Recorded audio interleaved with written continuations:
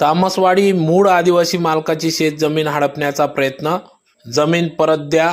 एकलव्य आदिवासी बहुउद्देशीय संस्था संस्थापक अध्यक्ष देवीसिंग सोनवणेंचे जिल्हाधिकाऱ्यांना निवेदन. धुळे तालुक्यातील पिंपरी येथील कडूबाई हरचंद भिल, छायाबाई भिल, नर्मदाबाई भिल, रेशमाबाई भिल यांची शेतजमीन, वडिलोपार्जित शेतजमीन, मालकीची शेतजमीन तामसवाडी तालुका जिल्हा धुळे येथे असून काही लोकांकडून या ठिकाणी त्रास देण्याचा प्रयत्न असून दबाव तंत्र तयार करून धमक्या देऊन शेतजमीन हडपण्याचा प्रयत्न या ठिकाणी करीत असून शेतजमिनीचा मूळ मालक हा आदिवासी बांधव आहे. आदिवासी बांधव असल्याने या ठिकाणी अनुसूचित जाती जमाती कायद्याअंतर्गत व 36 कलमच्या आधारे 56 पूर्वीच्या शासन निर्णयानुसार आदिवासी मालकीची जमीन कोणीही घेऊ शकत नाही.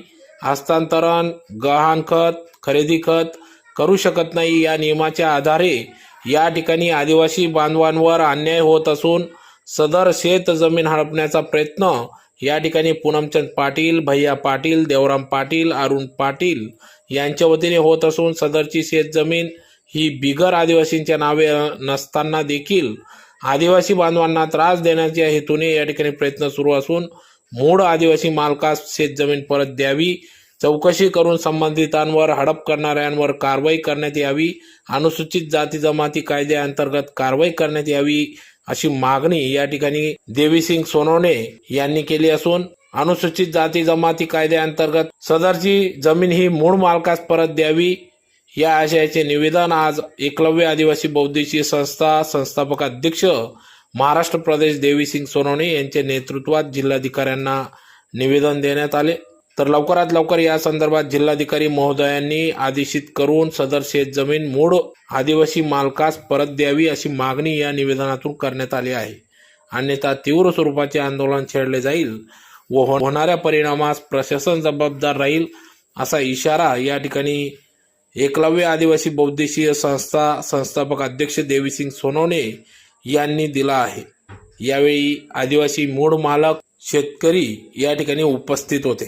आम्हाला न्याय मिळायलाच पाहिजे, आम्हाला न्याय मिळायलाच पाहिजे, आमची शेती आम्हाला मिळायलाच पाहिजे, आम्हाला न्याय मिळायलाच पाहिजे, आम्हाला न्याय मिळायलाच पाहिजे, आमची शेती आम्हाला मिळायलाच पाहिजे.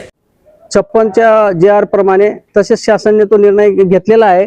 परंतु 1956 नुसार आदिवासींची जमीन ही जर संस्था किंवा एखाद्या शासनाने घेतली असेल किंवा खरेदी खत केली असेल किंवा काही केलेलं असेल तरी सुद्धा देखील ही जमीन किंवा बिगर आदिवासींनी घेतली असेल तरी सुद्धा ती जमीन आदिवासींना मूळ मालकाला परत देण्याचे असे निर्णय घेण्यात आलेले आहे. असून सुद्धा इतर पाटील समाज हे जाणीवपूर्वक यांना कायद्याची पूर्ण माहिती असताना देखील यांनी जाणीवपूर्वक त्या जमिनी यांना घेण्याचा हडप करण्याचा प्रयत्न केलेला आहे. म्हणून यांच्यावरती अनुसूचित जाती जमाती कलमा कायद्याप्रमाणे यांच्यावर कायदेशीररित्या कारवाई झाली पाहिजे व चौकशी होऊन यांच्यावर यांना कारवाई करण्यात यावी व मूळ मालकाला यांच्या जमिनी यांना परत देण्यात. आदिवासी हे मूळ मालक आहेत. येथील जलजंगल जमीनचे प्रथम अधिकार असताना देखील अनेक वेळेस त्यांना सगळ्या गोष्टींची माहिती असताना तरी देखील उतारा हे काडूबाई व आदिवासी जे आहेत 4-5 लोक यांच्या नावाने सगळे कागदपत्र असताना देखील व इतर जे बिगर आदिवासी आहेत यांच्या नावाने कुठलेही काही कागदपत्र नसताना तसेच इतर भिल्ल आदिवासी लोकांना सोबत घेऊन या लोकांना जीवे ठार मारण्याची धमकी दिलेली आहे. तसेच मारहाण करण्याचा केलं यांनी आणि तिथून यांना त्या शेतातून पडवून लावलं, त्यांना धमकी देण्यात आलेली आहे. आम्ही जिल्हाधिकाऱ्यांना एकच विनंती करतो की असे लोकांवरती तत्काळ आणि वेळीच कायदेशीर कारवाई करावी आणि यांच्या कायदेशीरीचा चौकशी होऊन यांचा बंदोबस्त करण्यात यावा. अन्यथा हे आदिवासी हे शेतीपासून वंचित होतील किंवा यांच्या जीवितास मोठा धोका होण्याची संभावना आहे. भैया पूनमचंद भिका पाटील, अरुण लहू पाटील, भैया देवमन पाटील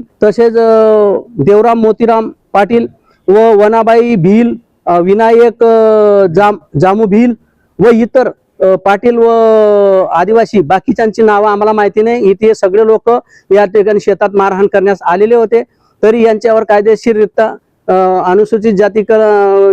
अनुसूचित जाती जमातीच्या कलमाखाली त्यांच्यावर कायदेशीररित्या गुन्हा दाखल करून यांची जमीन मूळ मालक हे आहेत यांना यांची जमीन यांना परत मिळावी. 2-4 वर्षापासून किंवा 4-5 वर्षापासून त्यांनी ते घेतलेली आहे. या लोकांना ते दादागिरी करतात, भयंकर आहे ना, दांड आहेत, त्यांची एकजुटी आहे असल्या कारणाने हे यांच्यावर अन्याय अत्याचार करतात. म्हणून यांची जमीन यांना परत मिळावी.